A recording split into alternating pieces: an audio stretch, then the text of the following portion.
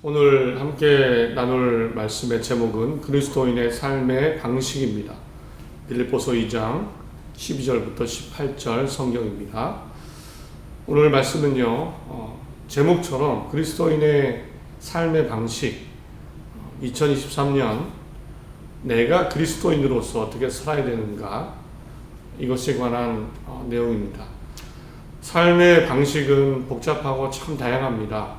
각자 어떤 기준, 어떤 가치, 어떤 목표를 갖고 어떻게 살아야 되는지 다 생각이 있습니다. 그런데 그리스도인이라면 어떻게 살아야 되는가? 내가 그리스도인이고 하나님을 믿는 사람이고 천국을 향해 가는 사람입니다. 그러면 이 복잡하고 다양한 많은 삶의 모습이 있는데 나는 어떻게 살아야 되는가? 그런데 우리보다 먼저 그리스도인의 삶을 살았던 사람들이 있습니다. 최초로 예수님을 믿게 되면서 그리스도인의 모습으로 살았던 사람, 초대교회라고 하죠. 로마 지배, 헬라, 로마의 종교 문화 속에서 예수님을 믿고 구원을 바라보며 살았던 사람들.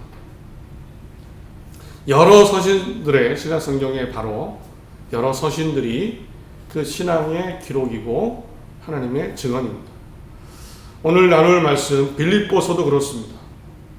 처음 초대교회 빌립보라는 그런 신앙 공동체, 예수님 믿는 사람들이 생겼는데 그분들이 어떻게 신앙생활, 어떻게 삶을 살았을까? 함께 나누겠습니다.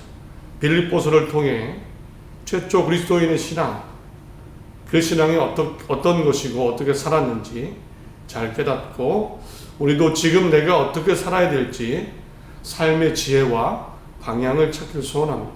그리고 정말 그렇게 우리도 살아서 초대교회 성도님들이 경험한 하나님의 은혜, 도우심을 경험하는 우리 모두 2023년이 되시기를 간절히 바랍니다. 빌립보서는요, 최초의 이방인 선교사 바울이라는 사람이 빌립보 교회의 성도님들에게 쓴 편지입니다. 왜 바울이 이 빌립보 교회에 편지를 썼는지 그 이유가 있습니다. 빌립보 교회가 어떻게 생겨났고 왜 그 빌립보 교회에 편지를 썼는지 사연은 이렇습니다. 빌립보 교회는 바울이 두 번째 전도 여행에서 그리스도인들을 전도하게 되고 그때 자연스럽게 모인 교회입니다. 바울이 이제 두 번째 전도여행을 합니다. 소아시아 지역, 지금의 터키 지역에서 복음을 전하다가 마게도냐인 환상을 봅니다. 마게도냐로 건너와서 우리를 도와라. 그래서 그때 터키에서 지금의 그리스로 복음을 전하기 위해 건너갑니다. 가서 처음으로 지내면서 활동하는 곳이, 전도하는 곳이 바로 빌립보라는 도시입니다. 며칠 동안 머물면서 진짜 길에서 예수님을 전합니다. 그런데 이때 이미 하나님을 알고 있었던, 믿고 있었던 자주 옷감을 파는 루디아라는 여인이 귀담아 듣고 이 여인과 가족들이 세례를 받고 빌립보 지역의 첫 번째 신자들이 생겨난 겁니다. 이후에 이 루디아 여인의 집에 머물면서 전도를 계속합니다. 전도를 하는데 따라다니면서 귀찮게 하던 점치는 귀신 들린 여종이 하나 있었습니다. 그런데 이 여종을 붙여두게 되는데 그러다가 빌립보 감옥에 갇힙니다. 여종의 주인이 고발을 했습니다. 그런데 오히려 감옥에서 찬양하고 또 그러다 지진이 일어나고 옥문이 열리고 바울이 도망갈 기회가 생깁니다. 그런데 옥문이 열렸는데도 도망가지 않고 그대로 남아있습니다. 그리고 이때 죄수들이 바울과 실라였죠. 도망가지 않은 것에 대해 감동하고 묻습니다. 나도 어떻게 구원받아야 됩니까? 간수가.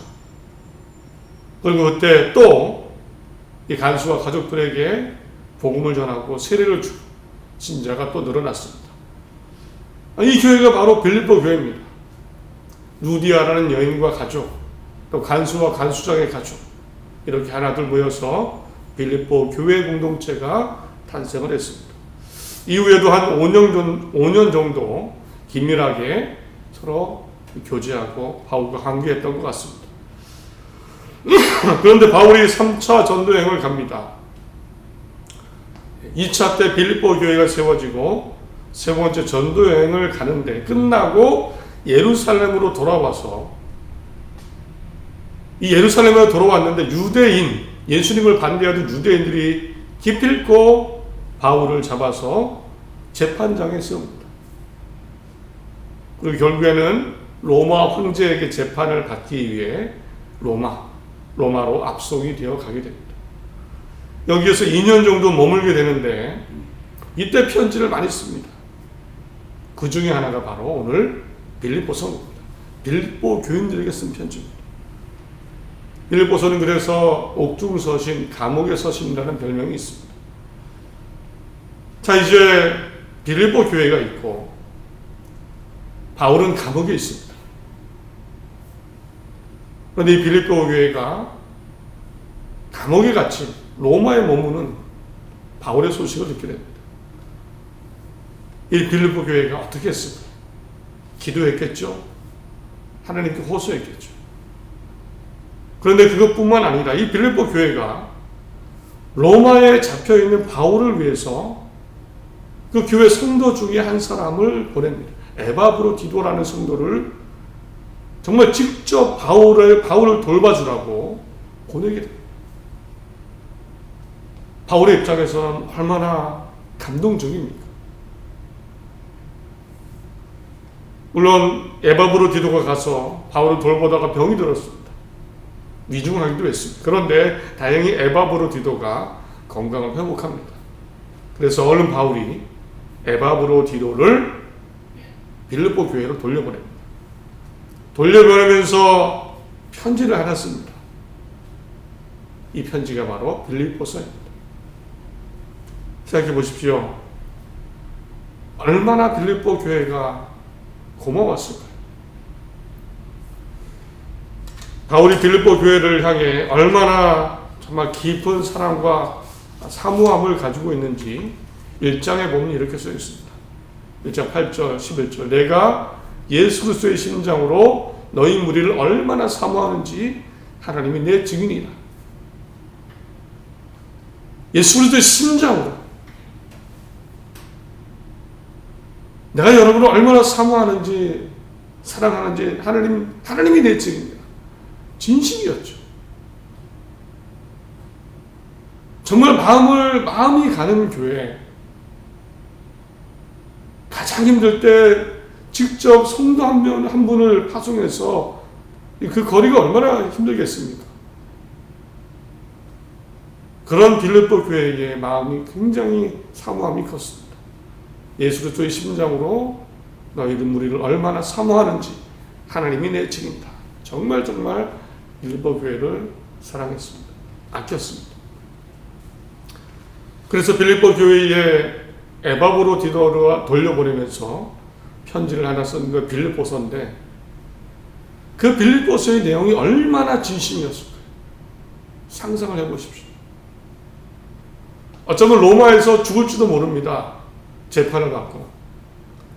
마지막이라는 심정인데 그 빌립보 교회에 대한 마음이 큽니다. 얼마나 진심으로 편지 썼을까요?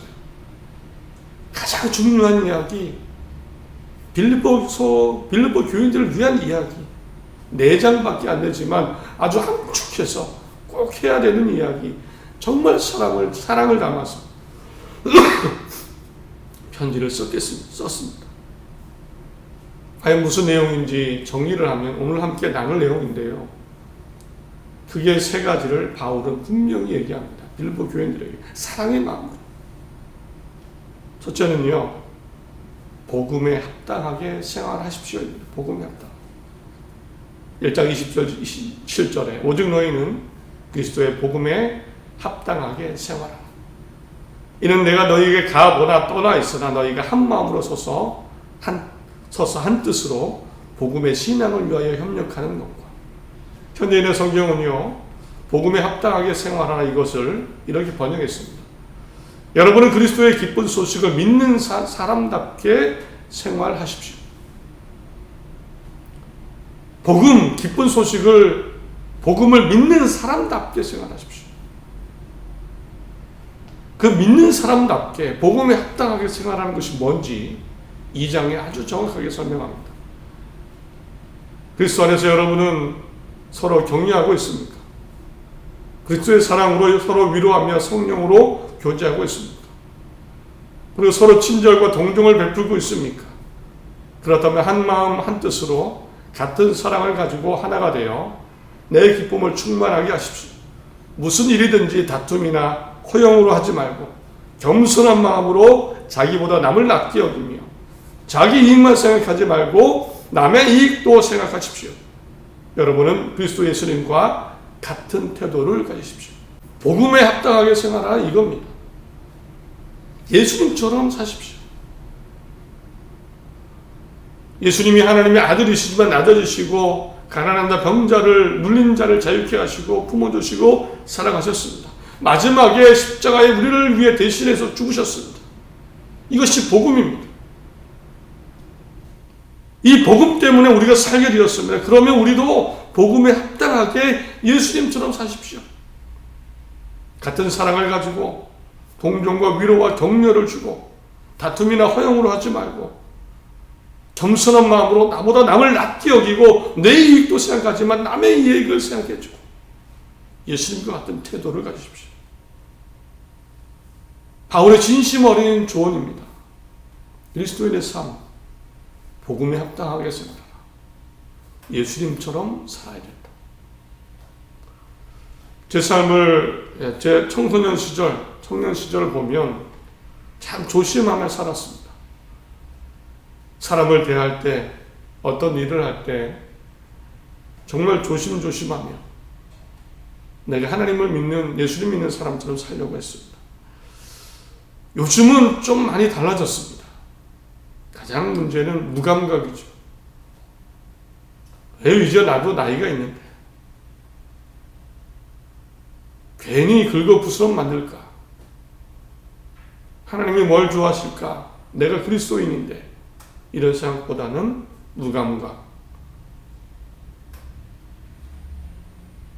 결국 우리 한국의 사회, 기독교인이 그렇게 많은데도 기독교인들이 칭찬받지 못하다. 바울은 이야기합니다. 복음에 합당하게 생활하십시오. 복음에 합당하게 생활하십시오. 완벽하지 않아도 그렇게 살아갈 때 하나님이 함께 하실 줄 믿습니다. 하나님이 바울에게 함께 하신 것처럼 우리에게도 함께 하시고 도우실 것을 믿습니다. 첫 번째 권면, 조언, 복음에 합당하게 생활하십시오. 이제 두 번째입니다. 그러면 왜 바울은 복음에 합당하게 생활하고 했습니까? 하나님이 도와주고 함께 하시는 은혜가 있기 때문에 여러 가지 이유가 있겠죠. 그러나 가장 중요한 이유가 있습니다. 왜 복음에 합당하게 생활해야 되나? 두 번째로 바울이 권면한 것이 있습니다. 빌립보 교회를 향한 진심 어린 마음입니다. 두렵고 떨리는 마음으로 자신의 구원을 이루어 가십시오. 이것 때문입니다. 2장 12절에 그러므로 나의 사랑하는 자들아 너희가 나 있을 때뿐만 아니라 더욱 지금 나 없을 때에도 항상 복종하여 두렵고 떨림으로 너의 구원을 이루라. 바울은 빌립보 교인들이 모두가 마침내 구원받기를 진심으로 바랬습니다. 구원받기를 바랬습니다. 그런데 이것은 다르게 표현하면 바울은 아직 구원이 완성된 것이 아니다라고 믿고 있었습니다. 사실 바울 자신도 내 구원이 헛되지 않기 위해서 최선을 다했습니다. 3장 11절 보면 어떻게 해서든지 죽은 자 가운데서 부활에 이르려 하노니 내가 이미 얻었다함도 아니요 온전히 이루었다함도 아니라 오직 내가 그리스도 예수께 잡힌 바 된 그것을 잡으려고 달려가노라. 형제들은 나는 아직 내가 잡은 줄로 여기지 아니하고 오직 한 일, 즉 뒤에 있는 것은 잊어버리고 앞에 있는 것을 잡으려고 표대를 향하여 그리스도 예수 안에서 하나님이 위에서 부르신 부르심의 상을 위해 달려갑니다. 봇대, 표대, 부르심의 상, 바로 구원입니다. 예전에 바울이 잘 모를 때 예수님 믿는 사람 박해하고 예수님을 거부하고 이런 뒤에 있는 일은 다 잊어버립니다. 오직 내 목표는 표대다. 부르심의 상, 구원이다.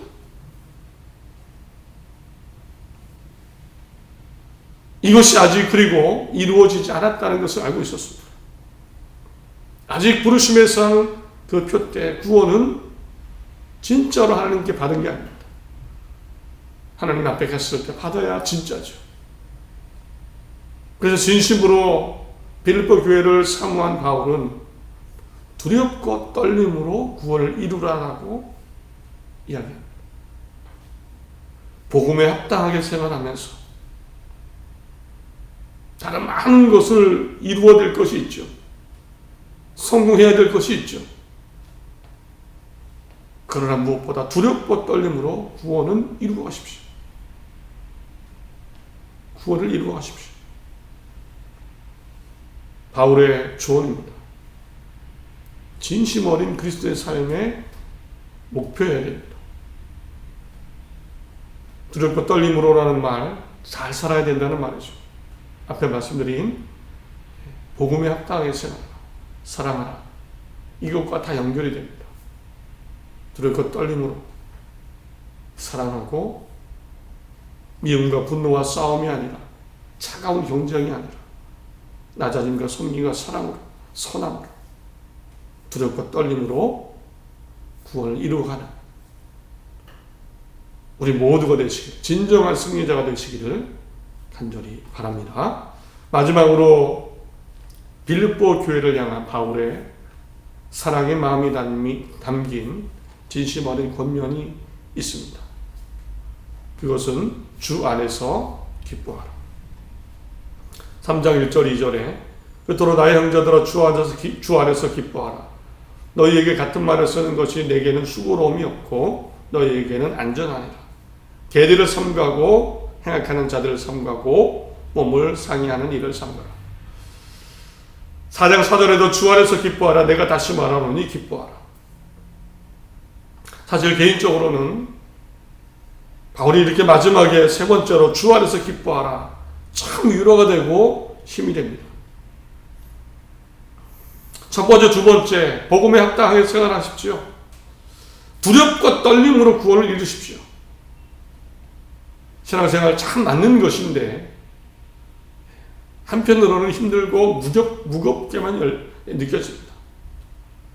재미있는 일 없을 것 같고 평생을 바울처럼 복음에 합당하게 희생하고 사랑하고 양보하면서 두렵고 떨림으로 항상 긴장 상태에서 그렇게 순교자, 순례자처럼 살아야 될 것 같은 기분이 들기도 합니다. 실제로 바울은요, 많은 것을 잃어버렸습니다. 사실은 세상적인 많은 것들이 사라졌습니다. 3장 4절 이하에 보면 그러므로 나도 육체를 신뢰야만 하면 만약 누구든지 다른 이가 육체를 신뢰하는 것이 있는 줄로 생각하면 나는 더욱 그러하니 나는 8일 만에 할례를 받고 이스라엘 족속이요 베냐민 지파요 히브리인 중에 히브리인이요 율법으로는 바리새인이요 열심으로는 교회를 박해하고 율법의 의로는 흠이 없는 자라. 객관적으로 보면, 세상적으로 보면, 신분적으로 보면 종교적인 지위, 삶의 평안, 많은 것들이 있었겠죠. 그런데 다 사라졌습니다. 종교적인 지위도 많은 것들이 사라졌습니다. 오히려 반대로 복음 전하다가 가난, 굶주림, 핍박, 도망, 이런 삶의 연속이었습니다. 복음에 합당하게 생활하는 것, 두렵고 떨림으로 구원을 이루어가는 것, 바울의 모습만 보면 무겁고 힘들어만 보입니다. 그런데 바울은 주 안에서 기쁨을 찾았습니다. 주 안에서 기쁨. 결코 불행하지 않았고 결코 우울한 삶이 아니었습니다. 바울은 모든 것을 주 안에서 기쁨으로 연결시켰습니다. 모든 것을 주님 안에서, 하나님 안에서, 예수님 안에서 기쁨과 연결을 시켰습니다. 한 가지 예를 들면 바울이 감옥에 갇히게 되죠. 복음 전하다가 바울이 감옥에 갇힙니다. 불행과 문제입니다. 상황적으로 보면 빌립보에서 복음을 전하다가 감옥에 갇힙니다. 또 지금처럼 복음 전하다가 로마 감옥에 갇힙니다. 흔히 이런 생각이 듭니다. 아니, 하나님이 도와주셔야지, 좋은 일 생겨야지. 아니, 창피하고 부끄럽게 감옥에 갇히고 어려움 당하면 어떡합니까? 하나님 잘 믿고 복음 전하면 잘 되고 성공해야 되는데 누가 하나님 믿고 예수님 믿겠습니까? 이런 부정적인 생각을 할 수 있습니다. 그런데 바울은 지금 감옥에 있는데 이런 생각을 합니다. 1장 12절 15절에 형제 여러분, 내가 당한 일이 오히려 기쁜 소식을 널리 전하는 일에 큰 도움이 되었다는 사실을 잊지 마십시오. 내가 그리스도를 위해 갇혀 있다는 사실이 온 경비대와 모든 사람에게 알려졌습니다. 내가 갇혔기 때문에 주님을 믿는 대부분의 신자들이 자신감을 갖고 두려움 없이 더욱 담대하게 하나님의 말씀을 전파하게 되었습니다. 어떤 사람은 시기와 다툼으로, 또 어떤 사람은 좋은 뜻으로 그리스도를 전하고 있습니다. 그릇된 동기에서든지 참된 동기에서든지 어쨌든 전파되는 것은 그리스도이므로 내가 기뻐하고 앞으로도 기뻐할 것입니다. 그냥 단순하게 힘들어, 불행이야, 왜 이런 일이 생겼어, 여기에서 끝이지 않고 예수님과 복음과 하나님과 연결시킵니다. 예수님이 전해주는구나. 그리스도인의 모습이 전해주는구나. 그래서 내가 기뻐하고 기뻐했습니다. 우리도 하나님을 믿고 예수님을 믿고 구원을 향해 가는 사람들입니다. 진짜 하나님을 살아계시고 구원이 있다는 것을 믿습니다. 그러면 우리도 연결시킬 수 있죠. 하나님 안에서의 기쁨, 구원 안에서의 기쁨, 바울처럼. 구약 성경의 하박국이 자신의 힘든 처지, 나라의 어려움을 하나님과 연결시켰습니다. 이렇게 표현합니다. 하박국 3장에 비록 무화과 나무가 무성치 못하며 포도나무에 열매가 없으며 감람나무에 소출이 없으며 밭에 먹을 것이 없으며 우리의 양이 없으며 외양간에 소가 없을지라도 나는 여호와로 말미암아 즐거워하며 나의 구원의 하나님으로 말미암아 기뻐하리로다. 내가 아무것도 없는데 오히려 구원의 하나님이 역사하실 거야. 이것 때문에 기쁘고 소망을 가졌습니다. 하나님을 믿는다는 것, 예수님을 믿는다는 것, 구원이 있다는 것, 하나님 나에게 생명과 삶을 주셨다는 것, 가족과 지인과 사람을 알게 하시고 주셨다는 것, 이 모든 것이 기쁨과 연결될 수 있습니다. 좋은 것도 나쁜 것도. 이제 바꿀 게 많지요. 우리 가정에 대해서, 내 현재의 모습에 대해서, 그것이 좋은 것이든 나쁜 것이든, 자녀, 부모, 일, 사람, 어떤 것이든 기쁨과 주 안에서 기쁨과 연결시킬 수 있습니다. 사실 이것이 믿음이죠. 이것이 믿음이지. 믿음대로, 사랑대로 당연히 하나님이 아시고 역사하시는 것입니다. 아주 진심 어린 빌립보 교회를 향한 권면입니다. 주 안에서 기쁘게 사십시오. 나중이 아니라 지금. 말씀을 맺습니다. 가정에서, 세상에서, 교회에서 복음에 합당하게 예수님처럼 사랑과 자비와 용서로 선으로 살아가십시오. 그리고 나의 구원이 목표다. 두렵고 떨림으로 표대를 향해, 구원을 향해 나아가십시오. 이것이 목표여야 됩니다. 그러나 우울하거나 힘든 게 아닙니다. 오늘 말씀에 따르면 모든 것을 기쁨으로 연결시킬 수 있습니다. 기쁨으로. 좋은 것 나쁜 것도 하나님을 통해 기쁨으로, 예수님을 통해 기쁨으로. 하나님이 계획이 있으실 거야. 하나님이 도와주실 거야. 어떤 길을 만들어 가실 거야. 다 기쁨으로 연결시킬 수 있습니다. 그리스도인의 믿음이고 특권입니다. 2023년 이런 세 가지 복음에 합당하게 두렵고 떨림으로 구원을 이루어가고 주 안에서 하나님 예수님 안에서 기쁨을 찾는 정말 기쁨 가득한 힘있는 하나님이 함께 하시고 기뻐하시고 도우시는 그런 복된 한 해 다 되시기를 간절히 바랍니다.